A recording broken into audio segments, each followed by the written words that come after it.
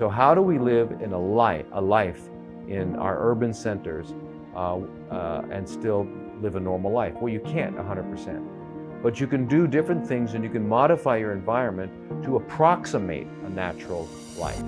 So in order to do that now, since we're not living there, see, if you went to the forest, you'd find out that, let's say you had brought everything you needed to protect yourself and all that sort of thing. You'd find out that when the sun went down, you'd not much to do, so you'd go to sleep.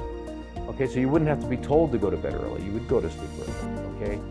Now, to take care of yourself during the day, you'd be moving around, picking this up and all that. You don't need to go spend an hour doing jumping jacks to exercise, because life would be lived in a healthful, moving manner.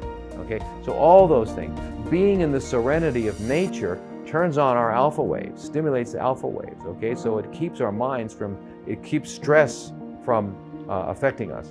Now, but we are prepared to get stressed. I mean, we run into a tiger that's licking and salivating.